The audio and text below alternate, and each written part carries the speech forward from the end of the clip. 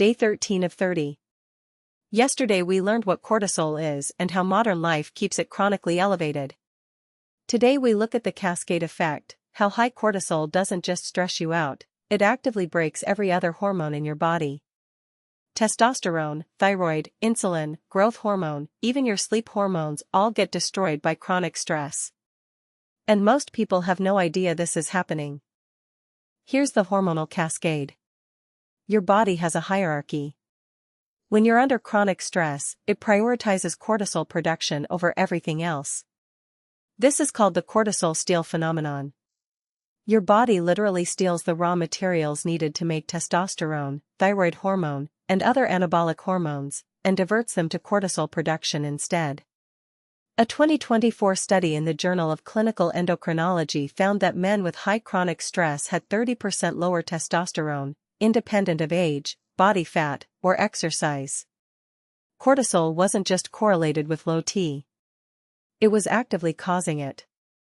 The cascade doesn't stop at testosterone. High cortisol blocks the conversion of T4 to T3, your active thyroid hormone. A 2025 study in Thyroid Research found that people with high evening cortisol had 25% lower T3 levels. That means their metabolism was slowing down, they were gaining fat, feeling cold, and losing energy.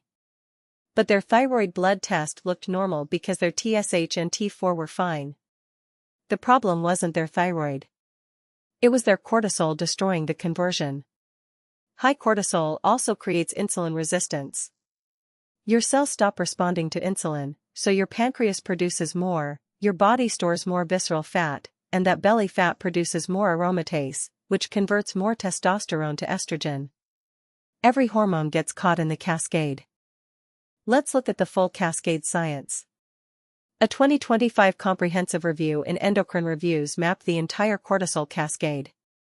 Step 1. Chronic stress activates the HPA axis, increasing CRH and ACTH. Step 2. Adrenal glands produce more cortisol. Step 3. Cortisol binds to glucocorticoid receptors throughout the body, suppressing GnRH, the signal that tells your pituitary to produce LH and FSH, which tell your testes to produce testosterone. Result: testosterone drops by 30%. Step 4. Cortisol increases 11-beta-HSD activity in fat cells, converting inactive cortisone back to active cortisol, a vicious cycle. Step 5. Cortisol inhibits 5-deiodinase, the enzyme that converts T4 to T3. Step 6. Cortisol blocks osteocalcin, reducing bone formation. The result is a complete hormonal shutdown. Imagine your hormones are a team of specialists in a company. Testosterone is the CEO, drives growth, takes risks, builds things. Thyroid is the COO, sets the pace, manages energy. Insulin is the logistics manager, moves resources where they're needed. Growth hormone is the R&D team, repairs and rebuilds. And cortisol is the loud manager who keeps barging into every meeting, shouting that the building is on fire. When the fire alarm never stops ringing, the CEO stops making decisions, the COO slows down, logistics breaks down, and R&D stops working. The building isn't on fire. But your hormone team is paralyzed. 5 signs your cortisol is breaking your other hormones. Sign 1. You gain belly fat despite eating well and exercising. High cortisol stores fat viscerally while breaking down muscle. Sign 2. You feel tired but wired at night, your evening cortisol is high because your HPA axis is dysregulated. Sign 3. Your libido is gone. Cortisol suppresses GnRH and LH, which directly reduces testosterone and sexual desire.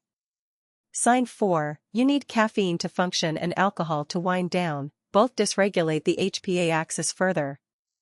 Sign 5. You catch every cold and illness. High cortisol suppresses immune function by reducing cytokine production and natural killer cell activity. If you have 3 or more of these signs, your cortisol is almost certainly breaking your other hormones. Today you learned about the cortisol cascade. Chronic stress activates a hormonal hierarchy that prioritizes cortisol over testosterone, thyroid, insulin, and growth hormone. The result is lower T, slower metabolism, insulin resistance, belly fat storage, and immune suppression. The fix is not more testosterone or thyroid medication. It's addressing the root cause, your cortisol. Tomorrow we cover exactly how to lower cortisol using 7 science-backed methods. This has been InfoVital. If this video described you, hit like, subscribe, and share with someone who's been told their hormones are fine but feels terrible. See you tomorrow on day 14.